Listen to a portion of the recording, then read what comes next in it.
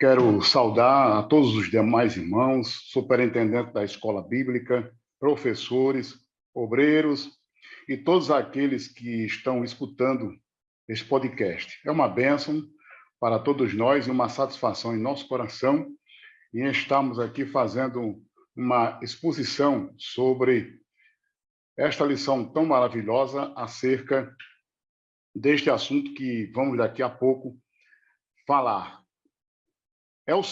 É o terceiro trimestre, nós fizemos um estudo no segundo acerca do Novo Testamento e agora a ênfase na lição bíblica juvenil é sobre personagens bíblicos, personagens que marcaram a história da Bíblia, que com certeza os seus exemplos, erros e acertos fazem parte de uma aplicação para nós entendermos o trabalhar de Deus na vida de cada um deles. Então é com imensa alegria, representando aqui a Igreja Evangélica Assembleia de Deus em Currais Novos, que é na pessoa do pastor Bruno, que hoje não pôde participar conosco, porém, nós que fazemos parte desse podcast, estamos aqui representando a igreja e, ao mesmo tempo, nos alegrando com todos os irmãos e irmãs que nos escutam nesse momento. Então, as nossas cordiais saudações para que nós possamos, nesse terceiro trimestre, nós aprendermos com os homens e as mulheres de Deus que nos deram exemplo marcante para que a nossa vida seja sempre pautada na vontade de Deus, na palavra do Senhor. Estou aqui juntamente com o diácono Daniel Dantas e o presbítero Luiz Antônio. Então, com imensa alegria, transmitindo a todos vocês as nossas saudações. Presbítero Luiz Antônio. Pai do Senhor, meu querido Souza, Pai do Senhor, meu querido Daniel. É com muita alegria que nós estamos aqui para, mais uma vez, participar da nossa EBD, nesse podcast tão especial, cumprimentar professores, superintendentes, alunos que se dispõem a participar, a ouvir esse conteúdo relevante. E esse trimestre, como já a Souza sublinhou muito bem, nós vamos ter a oportunidade de, através desse material biográfico, erros e acertos, esse conteúdo experiencial da vida de homens e mulheres de Deus que marcaram a Bíblia, certamente a gente vai poder levar nosso nível de consciência e alinhar a nossa vida cada vez mais aos projetos e os propósitos de Deus. Amém. O diácono Daniel aí com as suas considerações iniciais. Pai do Senhor, evangelista Souza, presbítero Luiz. Queremos também saudar com a paz do Senhor os professores, alunos, superintendentes de escola bíblica que estão nos assistindo. E agradecer a Deus, né? Começamos mais um trimestre, estamos no início ainda, segunda lição desse terceiro trimestre de 2022 e somente pedir ao Espírito Santo, como a gente sempre pede, que nos conduza, que nós possamos ter aqui uma conversa agradável, uma conversa bem edificante e que a gente possa contribuir ao máximo com aqueles que estão aprendendo um pouquinho, não somente com a equipe aqui juvenil, mas em todas as salas, todas as classes, que estão sendo atendidas por esse projeto, que eu não me canso de parabenizar, que é o EBD em Síntese Podcast. Amém. Então, somos gratos a Deus por tudo isso. Então, a temática de hoje é a lição número 2, sobre Miriam, disponibilidade apesar da idade.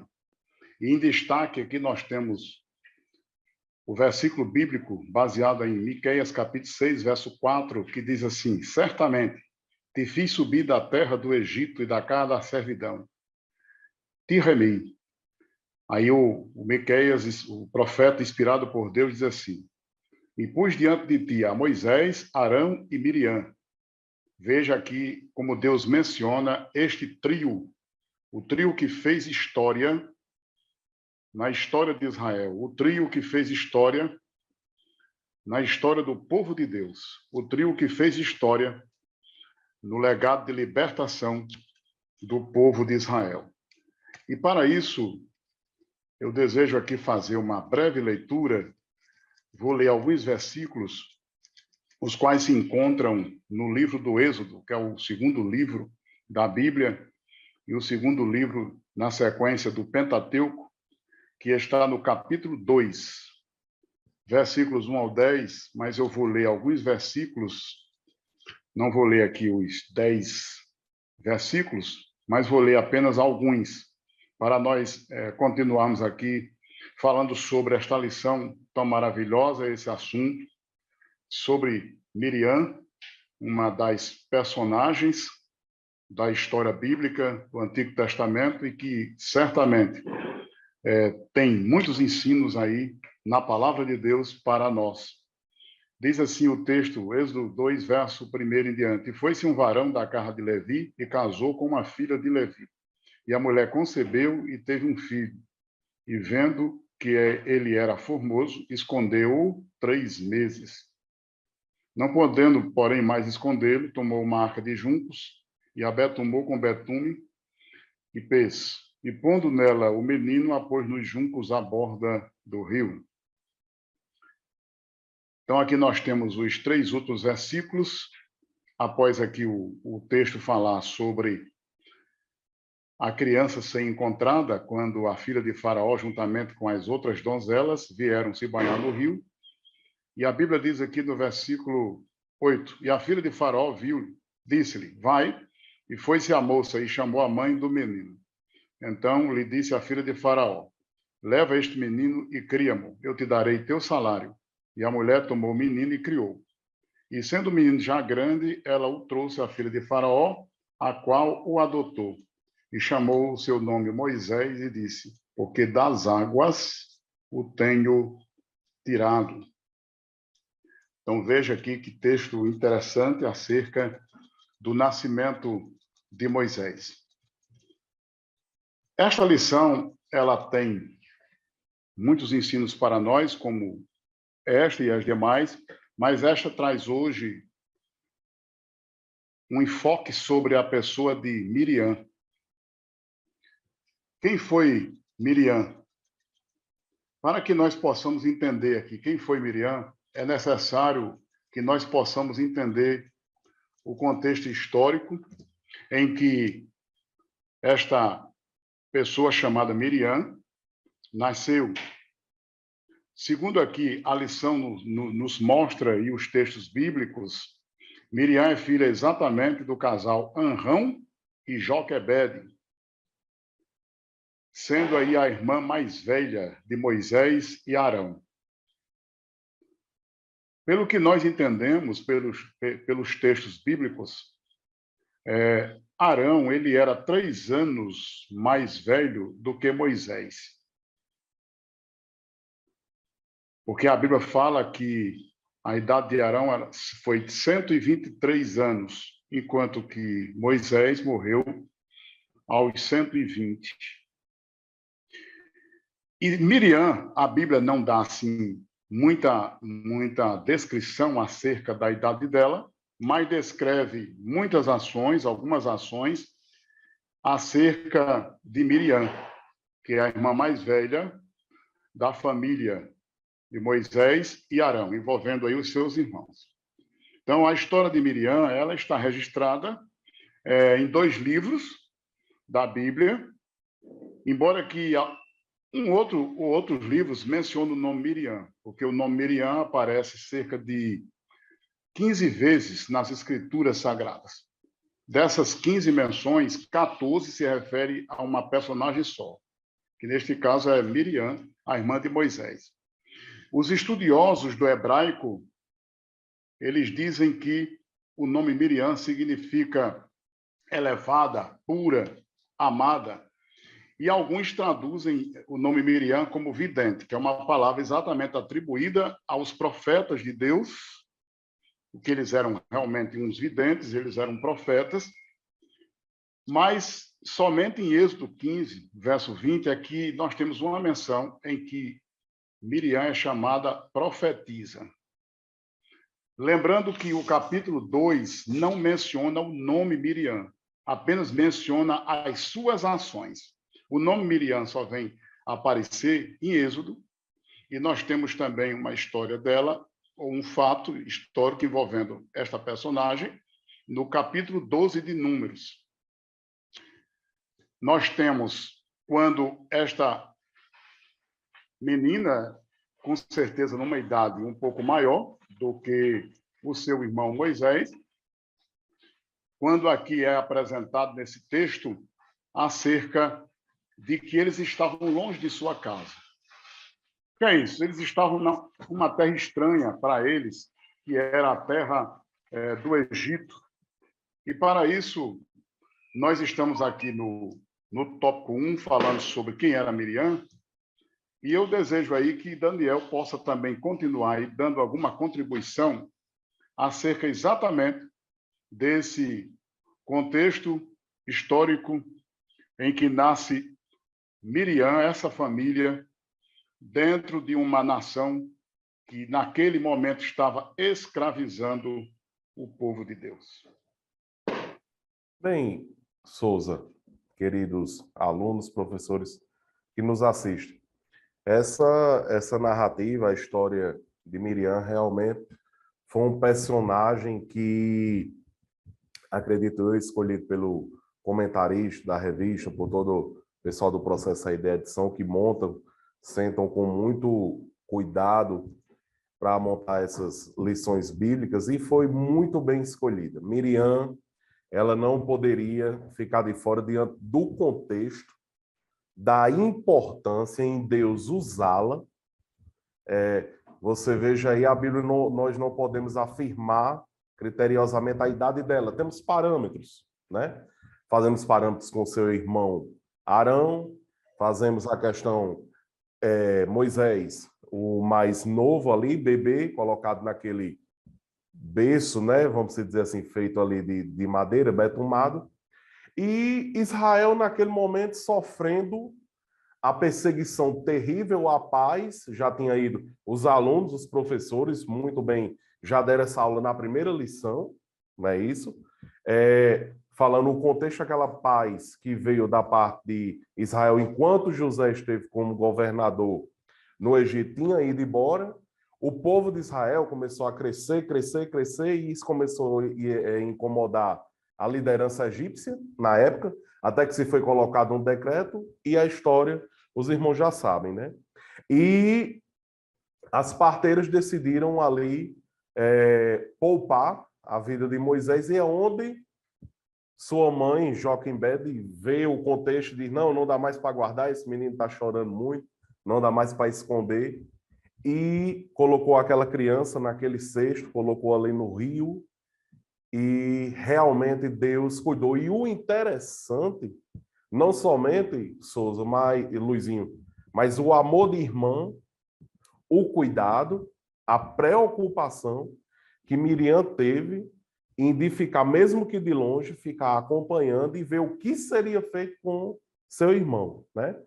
E a história relata que chegou ali as mãos, né, da filha de Faraó e ali as suas serviçais que estavam ali com ela.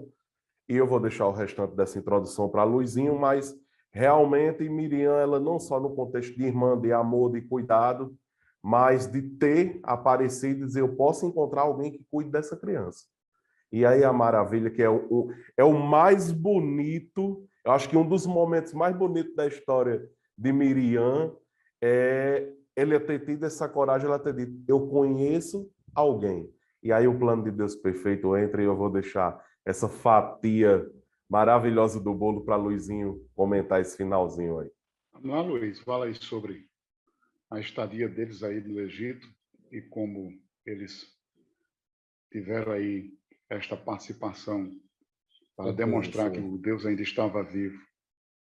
Essas questões, as condições contextuais, né, em que Miriam estava, a família dela, Joquebede, realmente são condições muito, muito difíceis, uma perseguição violenta, mas o que a gente pode já extrair aqui, né, de material formativo é que certamente Miriam recebe, Souza e Daniel, uma excelente educação de sua mãe, porque ela ainda muito, muito jovem, muito nova, né, uma criança ali fazendo a transição, ela consegue se inclinar para aquele contexto em que ela vai acompanhar o seu irmão ali no rio, como você disse, Daniel, uma irmã protetora, uma menina com a expertise, né? Se você pensar, Souza, ela manifesta até uma característica empreendedora, né? Ela tem um raciocínio muito rápido, porque ao mesmo tempo que ela está acompanhando, quando a filha de Faraó chega até Moisés, ela dá a sugestão. A senhora quer que eu traga uma ama de leite para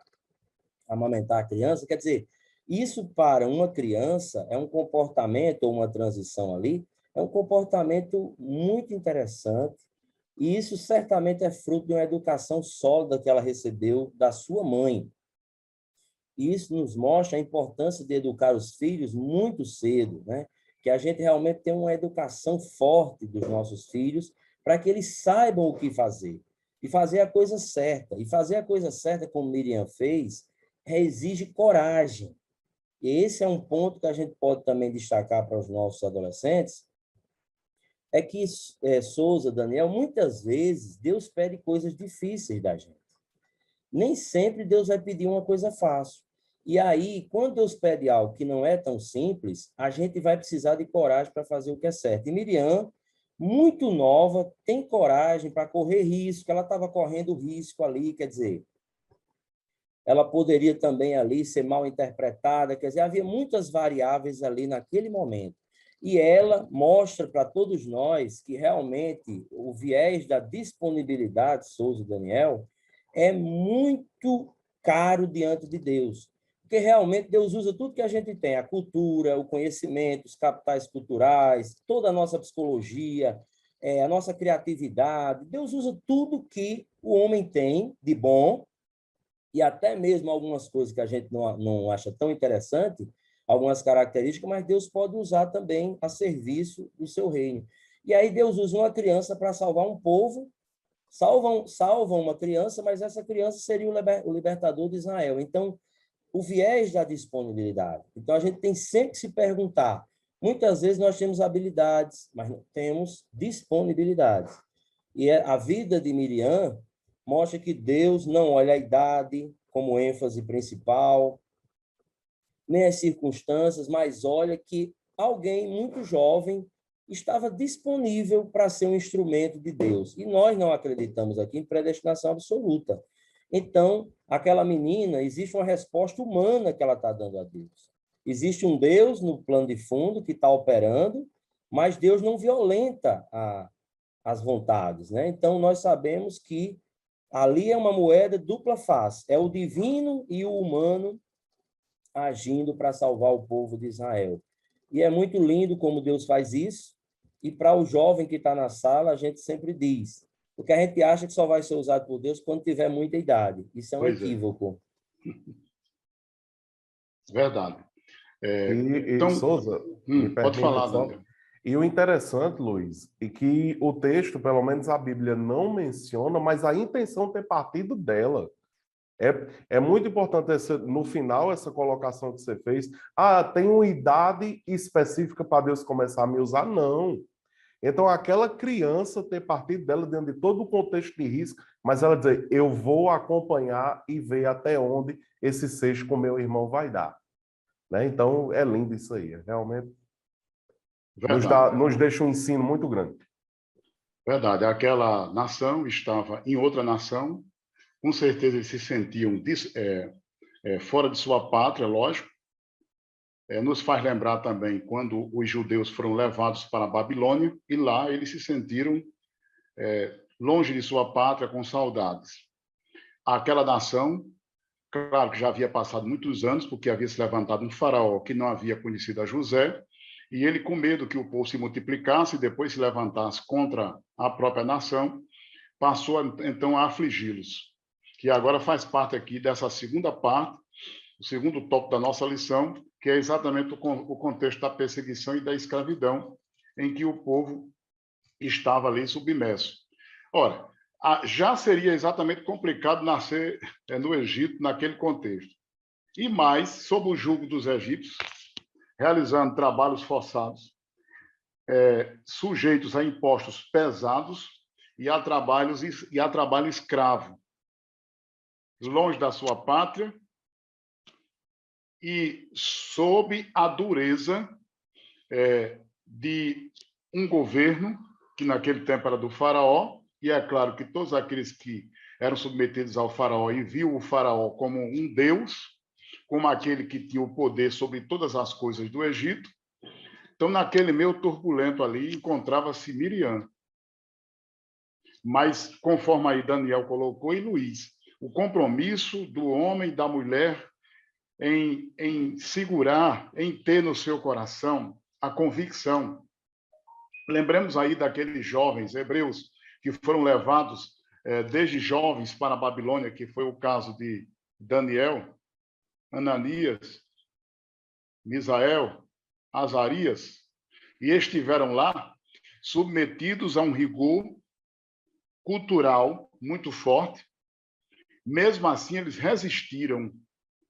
Eles provaram que tem a convicção de Deus no seu coração. Então, conforme aí Luiz colocou, certamente o embasamento que eles tinham era forte, porque a ponto, naquele momento, mesmo naquela idade, claro que dá a entender que ela era a primogênita, né, da família, Miriam, até porque, pelo que dá a entender aí nos textos, mas ela tinha a convicção de um Deus, e aí é exatamente aí quando ela fala para aquela filha de Faraó e traz exatamente a sua mãe. Então, veja aí a situação. Porque Faraó decidiu ali fazer um controle de natalidade de uma maneira cruel. Primeiramente, ele pediu para que aquelas parteiras, claro que não tinha apenas as duas, mas o texto menciona essas duas, uma nação grande, né?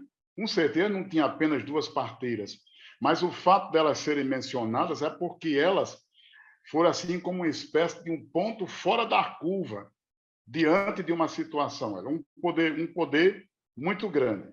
Um controle de natalidade, entre aspas, autoritário, cruel, desumano, onde o rei do Egito ordena as parteiras exatamente dos hebreus. Aí até mencionei o nome de duas, que elas se destacam aí, Sifra e Puá, que matassem todo bebê do sexo masculino, enquanto as mulheres hebreias, elas davam à luz.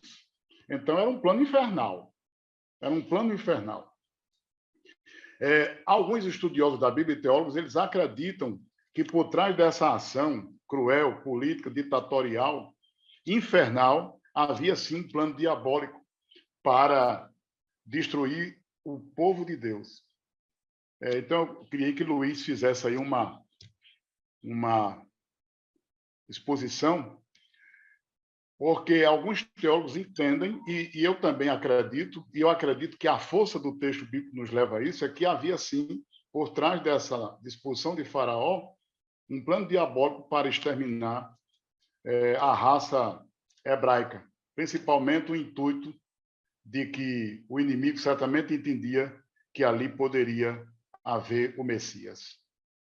Verdade, Souza. Inclusive, né, nós podemos nos remeter a Gênesis, quando Deus usa aquela expressão que da semente da mulher nasceria um que esmagaria a cabeça da serpente. Segundo os estudiosos, né, Satanás ouviu aquela mensagem e ele vai acompanhando cronologicamente, vai acompanhando a existência na tentativa de burlar o nascimento do Messias, Souza. E é justamente o que Souza acabou de realçar. Nesse momento agora, desse controle de natalidade ditatorial, é onde, segundo algumas leituras teológicas, Satanás tenta impedir o nascimento do Salvador, porque o diabo ele não tinha a leitura global do plano. Ele escuta aquela mensagem e ele vai fazendo o quê? Interpretações. Ele não é onisciente. Então, quando chega nesse momento, ele presume que está para acontecer algo, quer dizer, Jesus viria do povo eleito, então ele tenta destruir esse povo para, consequentemente, o Messias não viesse a nascer. Então, Souza, muito bem lembrado, essa dimensão teológica do controle de natalidade e a tentativa do diabo, nós sabemos que a política é humana, mas por trás dela sempre tem um background também, as influências do inimigo. Então, o diabo usa a cultura, usa a política, ele pode usar um decreto, ele pode usar qualquer coisa para também se locupletar daquilo e tentar engendrar os seus planos malignos. Não quer dizer com isso que nós vamos, né, Souza, espiritualizar tudo, porque isso é um erro. Nós não podemos espiritualizar o material. A gente pode ver onde realmente a gente entende que há alguma coisa diabólica para destruir o povo de Deus. Dá para ver. Não espiritualizar tudo, mas tem certas atitudes que sim. E aí, Souza, a gente aprende justamente isso, porque nós não podemos espiritualizar o material e nem materializar o espiritual. Toda vez que o homem espiritualiza o material, ele comete muitos equívocos, como também se ele materializar o tempo todo o espiritual. Então, a gente tem que ter o discernimento, seja, até mesmo, por exemplo, a questão de uma possessão demoníaca, você pode ter uma questão clínica, você pode ter uma questão espiritual. Então, nós precisamos ter esse discernimento e entender, mas também não podemos ser ingênuos ao pensar que o diabo não possa estar por trás desses planos malignos, e nesse caso se efetiva a tentativa dele de tentar burlar, né, ou trazer obstáculos para o nascimento do Messias. Mas sabemos que o nosso Deus é soberano e Deus usou de parteira, Souza, a coragem. Agora, eu termino essa sessão. É muito interessante, meus queridos, a coragem é um instrumento de Deus para mudar a humanidade.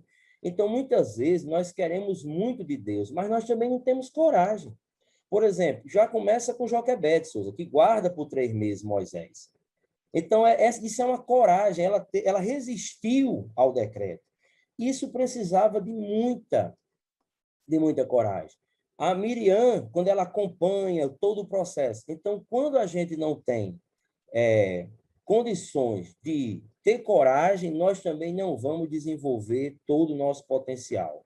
E quem quiser fazer alguma coisa para Deus nessa terra, eu tenho quase 40 anos, Souza é muito mais experiente, Daniel está quase com a minha idade, mas a certeza está posta. Não tem como agradar a Deus sem coragem. Não tem como ir aos lugares que Deus quer que a gente vá sem coragem. Então, a coragem é um predicado fundamental que Deus usa na instrumentalidade para mudar as coisas. Quer dizer, a gente olha Deus trabalhando, mas você vê uma mulher que guardou e você vê uma criança que acompanhou para proteger e que teve coragem de falar com a filha de um faraó. Quer dizer, tem gente que tem medo de falar até com autoridade, Souza.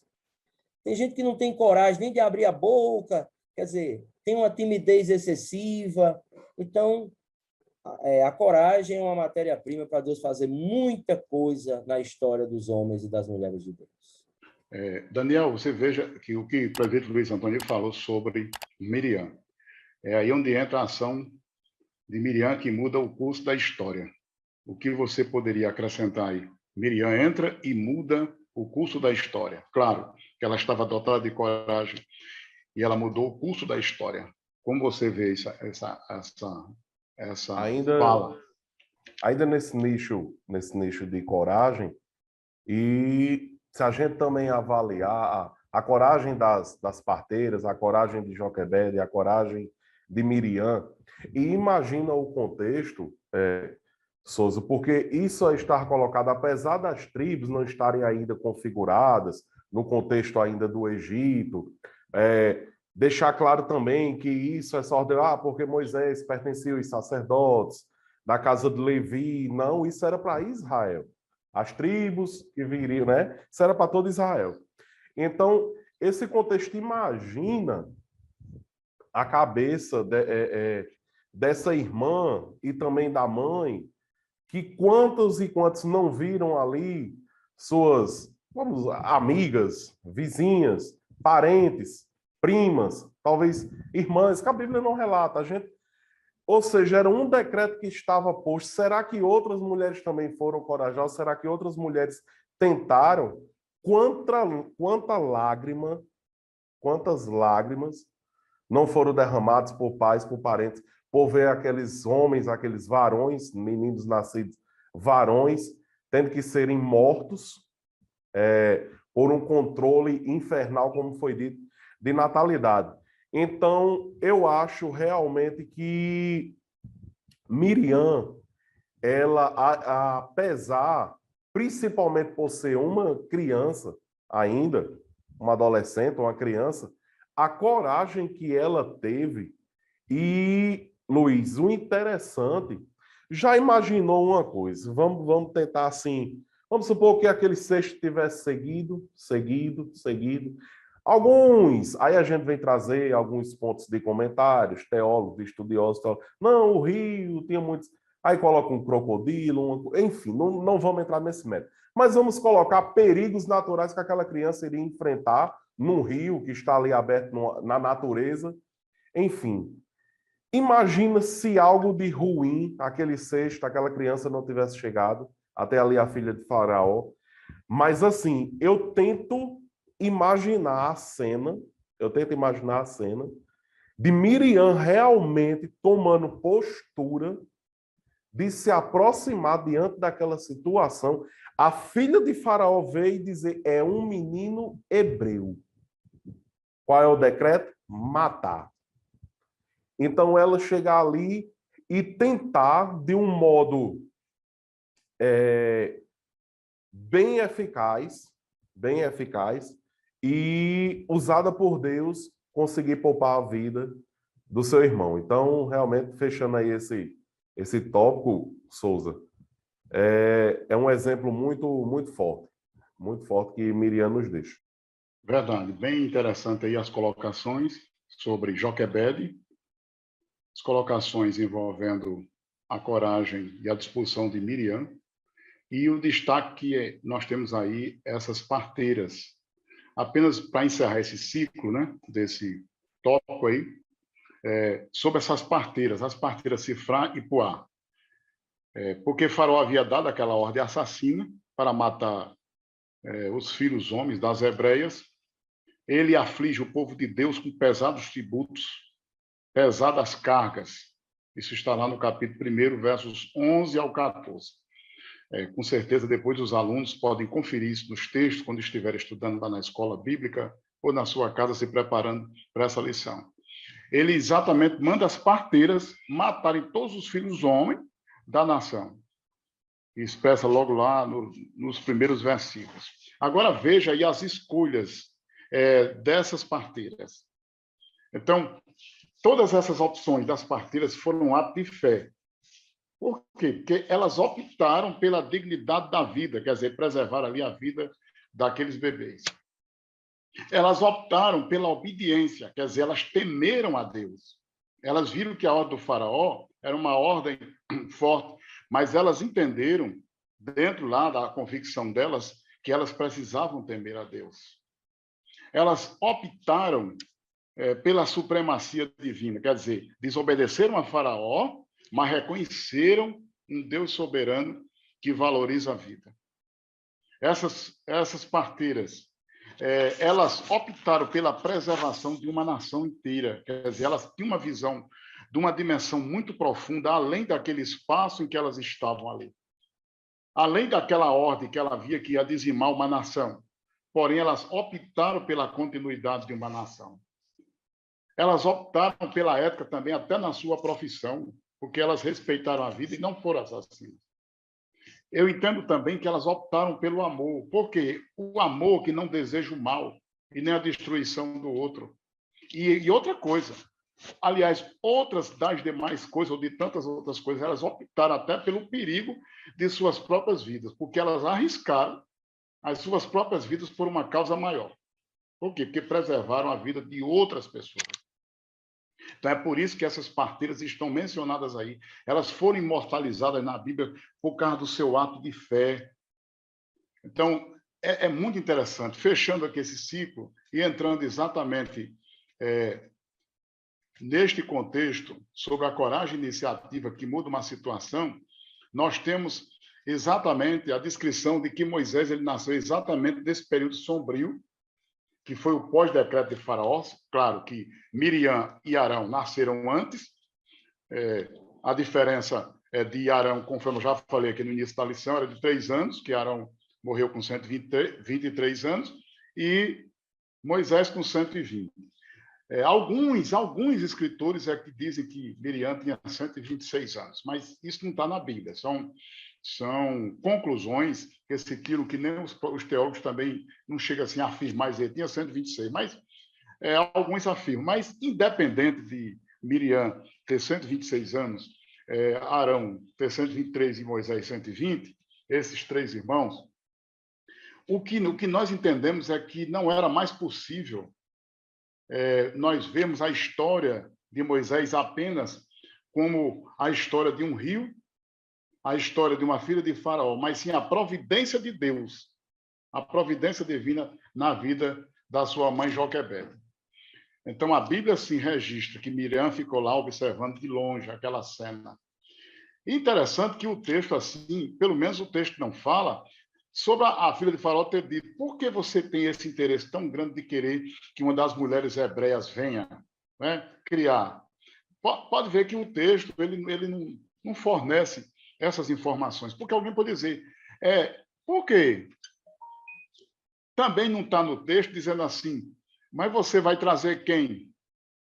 Mas eu vejo a providência de Deus aí, a ponto daquelas moças, aquelas donzelas, elas viverem tanto uma vida palaciana, a ponto delas ficarem eu falei disso, uma realidade paralela.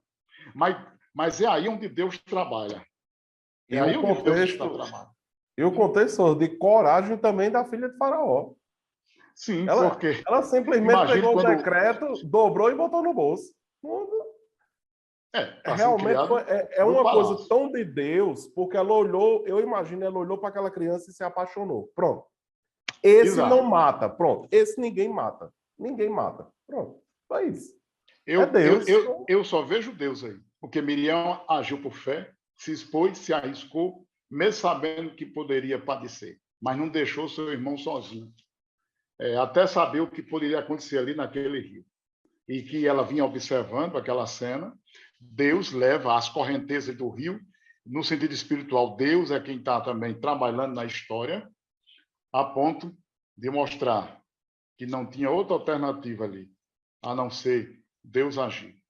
Eu quero aí que o Luiz faça aí, por exemplo, uma descrição, ou possa aí acrescentar algo mais que nós estamos falando exatamente sobre esse instante em que a filha de Faraó ela está ali descendo ao Nilo e acontece exatamente este fato em que Deus trabalha quando ela avista esta criança. Ô Souza, já estamos amadurecendo muito, né, essas questões aí da coragem, da disponibilidade, e eu gostaria de trazer aqui um ponto, você falando aí, trouxe uma certa, também os gatilhos, e eu lembro aqui o seguinte, Daniel também falou e nos trouxe aqui a memória, quando Deus age, isso é muito importante a gente entender. Mesmo que o homem não faça os seus jogos humanos, porque o homem faz os jogos, ele participa, ele tenta alguma coisa, se vai completar, tal, mas Deus concede os seus favores aos seus filhos, Souza.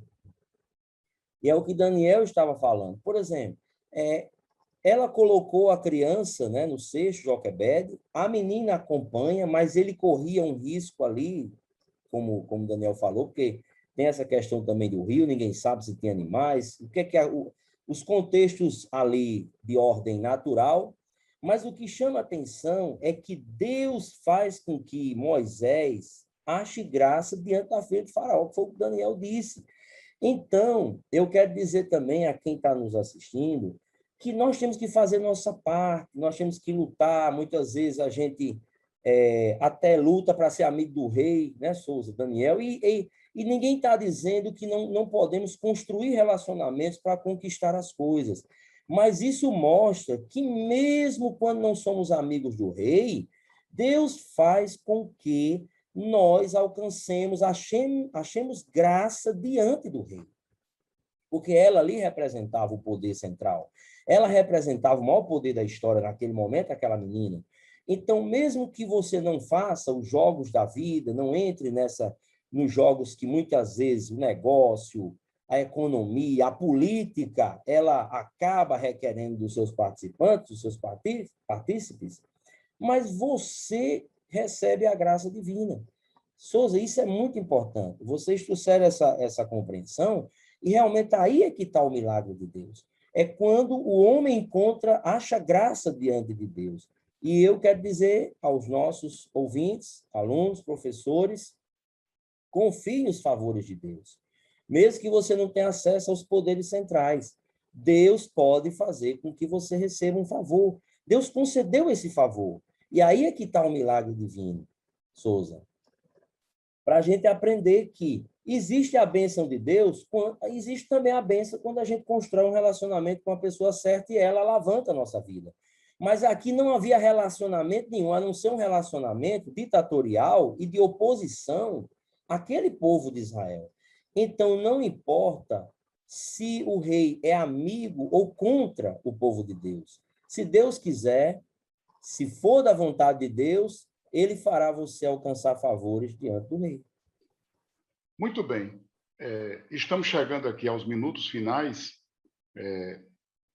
e eu desejo o seguinte, nós transformarmos esse quarto tópico nas conclusões, aproveitando não somente o quarto tópico e a conclusão para nós irmos aqui encerrando o nosso podcast, marcando uma geração. Essa marca que fica para gerações posteriores é que o próprio Deus honra a Miriam de forma especial.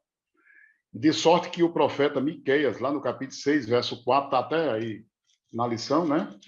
Quando o profeta Miqueias, inspirado, diz assim: certamente te fiz subir da terra do Egito e da casa da servidão te remi. Aí veja que Deus, quando ele menciona esses 3 nomes, o próprio Deus é quem coloca numa honra, em algo gracioso, em algo esplendoroso, e menciona o nome dos 3. E pus diante de ti, quer dizer, diante da nação, diante do povo, a Moisés, Arão e Miriam. Veja que coisa interessante. Veja o legado que fica para as gerações futuras. O próprio texto aqui de Miqueias 6,4, quando o próprio Deus faz referência a Miriam como tendo assumido um papel de liderança importante na libertação. O que é que Miqueias nos leva a entendermos é que Miriam desempenhou também um papel importante na libertação do povo de Deus. Porque sem Miriam, que eu já quero fazer aqui as minhas conclusões e depois eu desejo escutar Daniel e também Luiz também fazendo a sua, Miriam, ela foi uma peça fundamental, um instrumento de Deus para que nós tivéssemos a história de Moisés. Moisés, onde a Bíblia diz em Deuteronômio 34:10, nunca mais se levantou em Israel um profeta algum como Moisés, a quem o Senhor conhecera face a face. Sem a atitude de Miriam, lógico que nesse plano divino entra tudo, entra todos. Mas já que nós estamos estudando aqui Miriam, então sem Miriam nós não teríamos este profeta. Sem Miriam nós não teríamos a história desse líder libertador. Sem a atitude, a ação e a fé de Miriam, nós não teríamos a história desse homem escolhido. Mas Deus impulsionou Miriam, impulsionou a sua coragem, Deus usou a sua própria fé para que nós tivéssemos a história de Moisés. Aquele homem que viveu 40 anos no palácio, depois 40 anos no deserto cuidando de ovelhas biológicas, físicas, e depois mais 40 cuidando de ovelhas espirituais. A história de um homem que está lá nas páginas da Bíblia. Temos o Pentateuco, os 5 livros, como um legado para as gerações da nação de Israel e para todo o povo. Não somente um livro para uma nação de Israel, mas o que nós aprendemos hoje. Então, já estou aqui fazendo a minha conclusão. Então, que nós possamos entender que Deus trabalha e Deus marca gerações usando homens e mulheres. E neste caso aqui, estamos estudando Midian, aquela mulher que até chegou a falhar, porque o capítulo 12 de Números descreve exatamente uma falha. Eu entendo ali que houve uma inveja profunda quando ela se junta com Arão para falar exatamente de que Moisés estava com uma mulher cuxita, e aí Arão também entra exatamente dentro dessa história e fala do próprio irmão. E o que é interessante é que eles dá a entender que houve inveja aí de Miriam, né? E deles dois. É como se assim, Deus usa só Moisés, Deus usa só ele, Deus também não fala conosco. Aí Deus, ele aparece, repreende aquela atitude, Miriam se torna leprosa, como uma prova de que Deus reprovou aquele comportamento, e todo o arraial ficou sabendo que ela ficou recolhida durante 7 dias até que Moisés orou e Deus restaurou a saúde de Miriam. Então, veja que mesmo aquela mulher que foi marcada com uma história e que foi honrada mesmo, como aquela que mudou o curso da história, também teve suas fragilidades. Mas que Deus nos abençoe, que os professores, né, que vão ministrar essa lição possam repassar para os seus alunos, que esses homens e mulheres que Deus usou também tiveram suas falhas, mas as suas virtudes estão registradas aqui nas páginas da Bíblia como um legado de que Deus usa a nossa coragem, a nossa fé. Concluindo aí, Daniel e depois o presbítero Luiz Antônio. Justamente diante dessas fragilidades que a gente vê a grandeza do nosso Deus.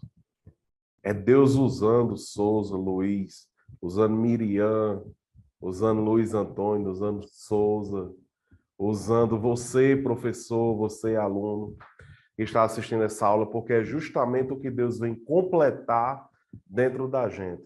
Homens, falo homem no sentido de ser humano, o homem falho, o homem com lacunas que precisam ser preenchidas, e no decorrer desse trimestre, dessa lição, os outros personagens também terão suas falhas, terão seus erros, mas foram homens e mulheres que Deus decidiu usar.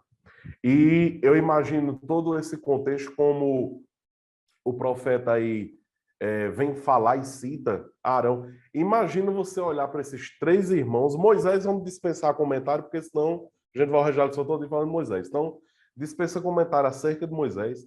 Deus ter a misericórdia e o amor também. Vamos deixar o contexto Melquisedeque de lado e vamos filtrar em Arão, primeiro sacerdote. Então, eu imagino, quando eu fico imaginando aquela cena, tem certas passagens na Bíblia que vão nos marcando e algumas nos marcam mais.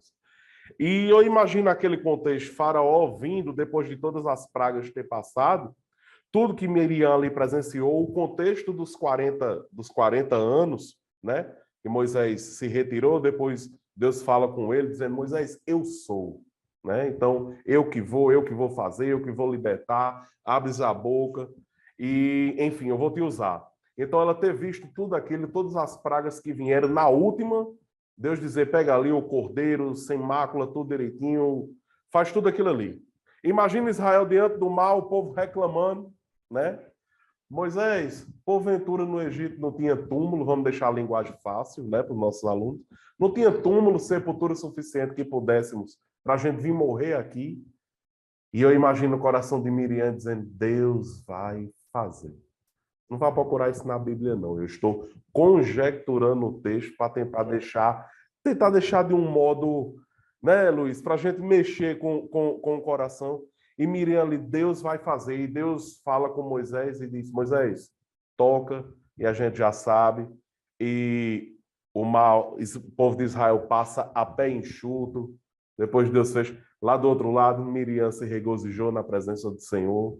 Foi muito lindo, a Bíblia nos relata. Então, realmente é isso. A mulher que foi apresentada aí as falhas, não preciso falar mais, como Souza bem colocou. Toda a lição, os tópicos que foi trabalhado pelo comentarista, fomentou a questão da coragem e, fechando esse contexto, de Miriam realmente nos deixa um exemplo de uma jovem, uma mulher e uma senhora, até o dia que veio a falecer, que teve uma importância gigantesca aí na história e no preparar do caminho para a vinda um dia do Messias, como foi profetizado na Casa do Pão, em Belém, ele viria a nascer. Aí, presbítero Luiz, concluindo aí, depois das palavras do diácono Daniel. Verdade, meu caro Souza. Eu quero também terminar trazendo aqui uma guisa de conclusão. Quando se escreve as biografias, né, os escritores das biografias são muito tentados a ocultar as falhas dos seus biografados. Mas isso não aconteceu na Bíblia Sagrada. Deus muito bom, Luiz. Muito bom esse comentário. Deus humaniza esses personagens, não mostrando só as virtudes, os predicados, as qualidades, mas mostra as falhas. E como Souza falou, Daniel também corroborou, Miriam é essa mulher de Deus, quando jovem é uma protagonista, mas quando vai ficando velha também sofre os velhos pecados da humanidade, né, Souza? Que é a inveja. E aí entra a questão de problemas familiares, irmãos que têm problemas com irmãos. Veja, Daniel, lá atrás ela protegeu Moisés, mas agora está No 12 enciumada. de novo, falou mal. No 12 falou mal de Moisés. Então veja o que é família, né, Souza? É interessante, né? Já disse um Muito filósofo que ninguém é grande demais dentro da sua própria casa. Então, o próprio Moisés, como o senhor disse, o maior profeta, Deus disse, eu falo com ele face a face. Deus mesmo foi quem corroborou a posição de Moisés. Mas, no entanto, Moisés sofre a sua posição, vê sua posição questionada pela própria irmã, que arrastou Arão. Você vê que Arão não foi culpabilizado, porque parece-nos que Miriam era a cabeça da rebelião, da sedição. Deu a entender que sim. Isso, mas Arão acompanha também, né? Vê que ela É. tem uma habilidade e arrastou o irmão. E aí a gente fica com essa lição de que nós, para vencermos esse pecado velho da humanidade, que é a inveja, a gente tem que aprender a reconhecer o ministério, o dom e o talento do outro. Quer dizer, isso foi difícil para a própria Miriam, Souza, imagine para o restante da humanidade. Imagine para nós.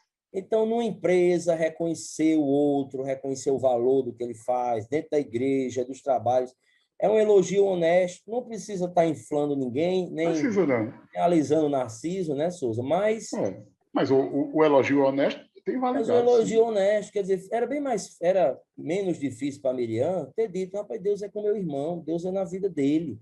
Mas as pessoas, elas tendem mais a partir para esse campo, e aconteceu que ela foi envenenada por essa inveja tóxica, e nós aprendemos também, Souza, para finalizar, que Deus pune Miriam, quer dizer, deixa ela isolada 7 dias. Interessante que Moisés roga, né, que ela seja curada, mas Deus não faz na hora, né, Souza Daniel?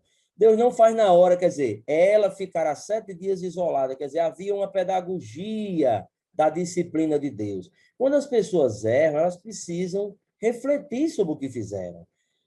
Quem é pai sabe disso. Não adianta fazer uma punição mais radical. Você teria que fazer a pessoa pensar sobre o seu erro. E Deus faz com que Deus para Miriam para que ela possa refletir. Muitas vezes nós estamos na correria da vida, não refletimos sobre nada. Ela recebeu a cura, mas precisou de 7 dias isolada para que ela vivesse a pedagogia do erro, refletisse sobre a sua condição. E aí nós vamos ver, né, Souza? Aí termino dizendo o seguinte: que bom que Deus não olha no meu currículo, nem de Daniel, nem de Souza, uma falha e tira de nós a honra. Porque Souza leu Miqueias, eu acho que 3 vezes, e está lá. Deus mostra que ele olhou para aquela mulher dentro de uma totalidade. Quer dizer, se Deus... Ele podia dizer, não presta mais. Presta não. Miriam não presta mais, porque ela foi... 12.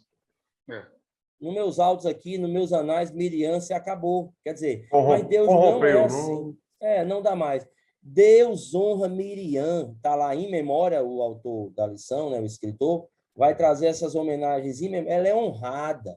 E isso mostra também que, mesmo que uma pessoa cometa um erro no seu currículo, na sua biografia, ela não é aquele erro. Ela é muito mais do que aquele erro.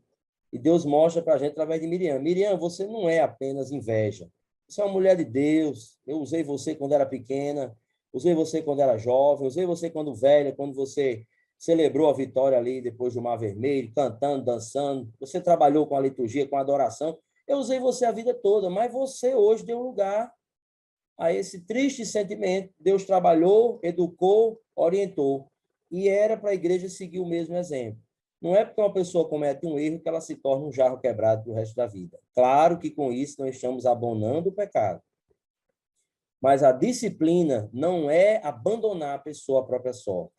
A disciplina é orar por ela, é pastorear o coração dela, cuidar do coração ferido e de permitir que Deus vá também operando e fazendo maravilhas. Então, Souza, é uma lição muito rica. Agradecemos a todos, agradeço a você, o Daniel, e que cada adolescente possa entender com esses predicados e com esses erros, que Deus, ele é muito poderoso para usar a instrumentalidade humana, mesmo com a nossa falibilidade. Nós somos falíveis, mas Deus é poderoso. Amém, graças a Deus. Então, a nossa equipe aqui já vai estudar ainda Sansão, Absalão e o Jovem Rico. Então, para as lições posteriores, voltaremos a falar. Que Deus abençoe a todos os obreiros, pastores, superintendentes de escola e a todos aqueles que estão sintonizados e sintonizadas nesse podcast. Bênção de Deus, graças do Senhor sobre todos. Amém. E só concluindo aí essa parte dessa fala de Luiz, aqui o comentarista ele traz aqui no 4.2 uma narrativa do missionário Hudson Taylor, né? Que ele diz: não são os grandes que transformam o mundo, mas sim os fracos e pequenos na mão de um Deus grande. Então, achei isso perfeito. Quero agradecer mais uma vez e deixar um abraço bem apertado para cada professor, cada aluno. Que Deus abençoe a todos em nome de Jesus. Amém.